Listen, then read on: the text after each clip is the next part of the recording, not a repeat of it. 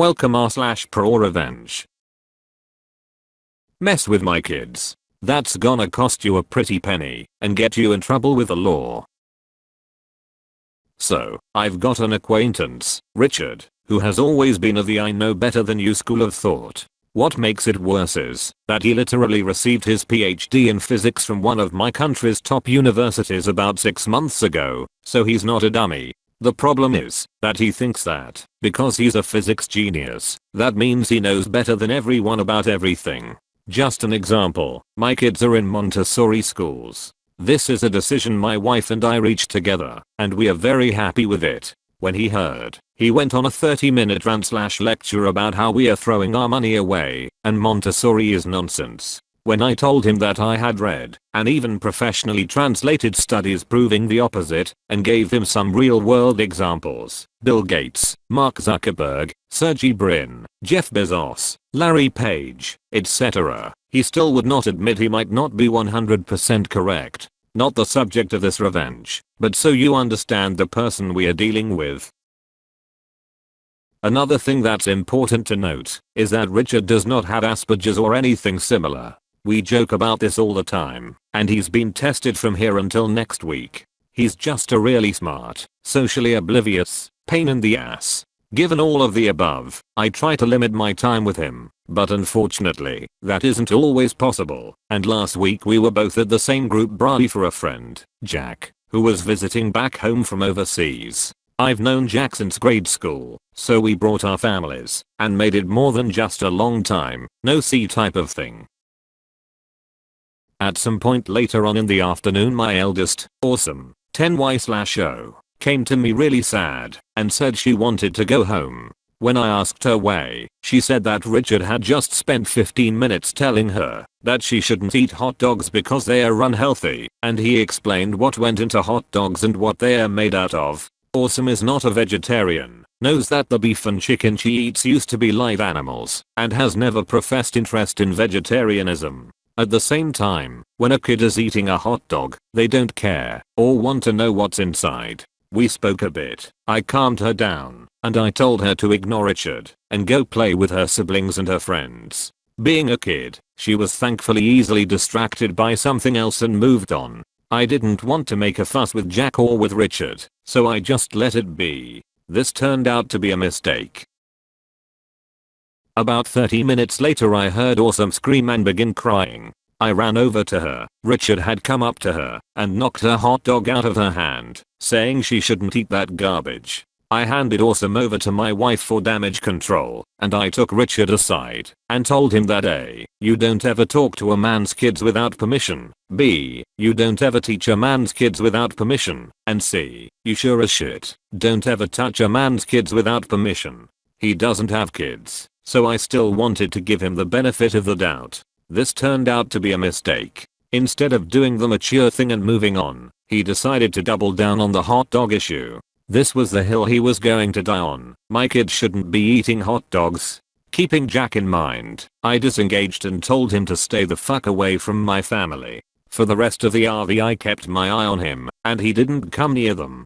Jack enjoyed. We all ate some good meat. End of the story as far as I'm concerned. This turned out to be a mistake. A few days later we received a visit from a child protection officer who claimed that we were neglecting our kids, specifically Awesome. She came in and saw that, while the house could have been cleaner, what house with kids is spotless, everything was fine. She sat with Awesome for a few minutes and asked her some questions, said everything was fine, and left. First thing I did was call a friend of mine who is a lawyer, just to be on the safe side. He said it looked to him like we were in the clear, but we should keep in touch with him just in case. Next, I began working the grapevine. It turned out that Richard had been offended by how I treated him after the hot dog incident, so he filed a false anonymous report. Being Richard, and never thinking he could ever be wrong, he was even talking about it, as if people should be proud of him for what he did. I had to make sure, though, so the last thing I did before dropping the hammer on him was confronting him personally. I set my phone to record and went to his house. He doubled down yet again, saying we were torturing Awesome. He's the one who called protective services on us, and he'd do it again in a heartbeat. This turned out to be a mistake. I'm not the violent type, but I swear I wanted to break the son of a bitch in half. I told him that if he came near myself or anyone in my family again, I'd have a restraining order put out on him, and I'd make sure every single one of our shared acquaintances knew why. I listened to the recording in my car, and his admission that he filed a false report came out clear as day. I immediately forwarded it to my lawyer, who said he'll get the ball rolling with some friends of his with the public prosecutor to see if we could get Richard in trouble using his admission. Still waiting on that. The wheels of justice turn slowly sometimes. Then, I enacted my actual revenge. See, after he got his PhD, Richard bragged about the new flat he'd be moving into as soon as he sold his current flat.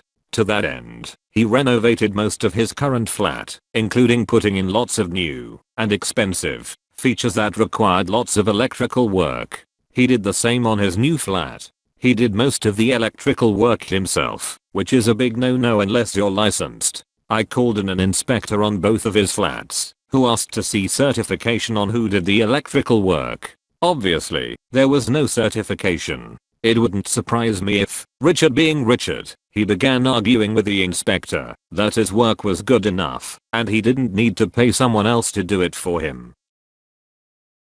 I haven't seen or spoken to Richard since, but I've heard that he had to bring in a certified electrician to examine every single change he made in both flats. This meant dismantling everything and having it inspected.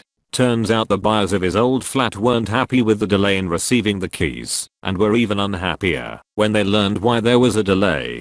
They walked away from the deal and are taking him to court. Because his sale fell through, he's now in the hole paying mortgages on 2 flats. I don't know if there was a fine levied against him, but I sure as hell hope so.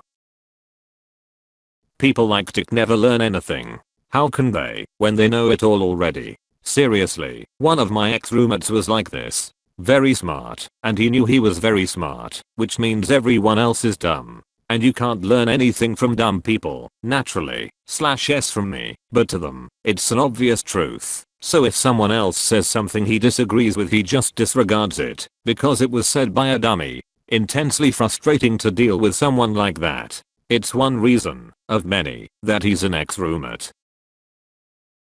Before reading this, if someone had told me that a complaint about a child eating a hot dog was directly connected to electrical work having to be redone on 2 flats resulting in a lawsuit by a buyer of one of the flats, I would have said that there was no way in hell those things could possibly be connected. My hat's off to you, Opus.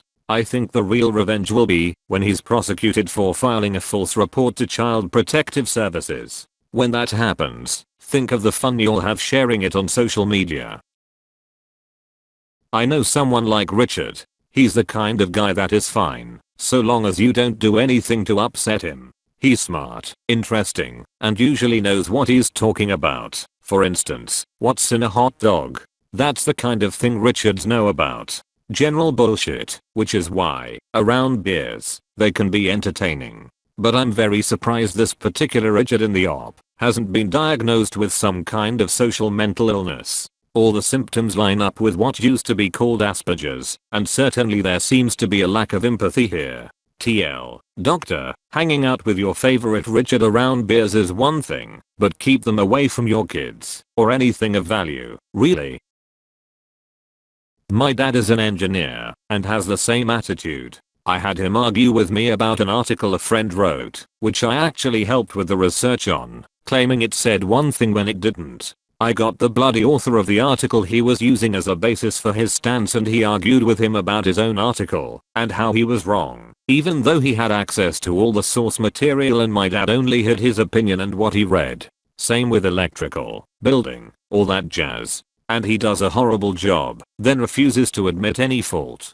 I did some things for my mum's computer, then almost a year later he played around with it, fucked it up, then blamed what I did, and not anything he did. When he can't figure out how something works, or isn't able to fix something, it's the idiots who designed this who are at fault. Even though one time a literal child was able to fix what he could not.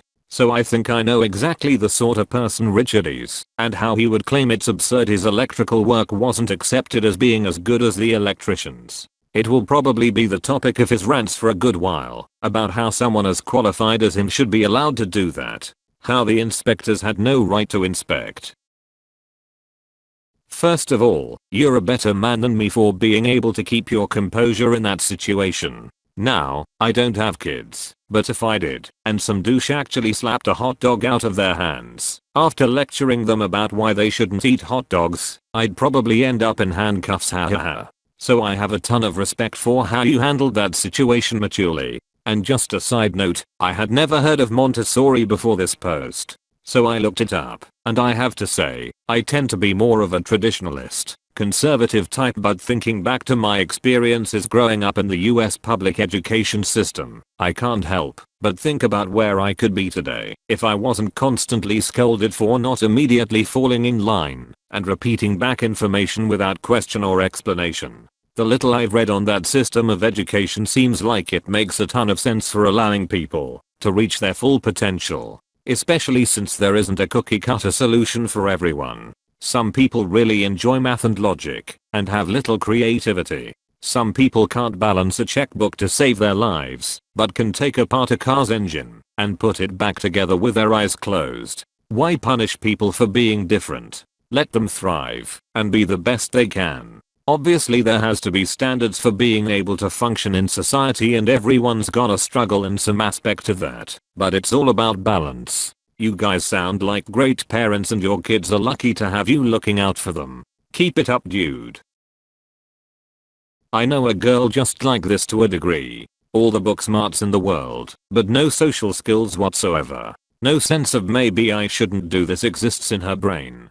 To this day I still call her a dumbass. She may or may not have gotten a mutual enemy of ours fired from her job recently though for workplace bullying, because she has that lack of judgment in the maybe I shouldn't do this area. TBH enemy had it coming for treating others so badly.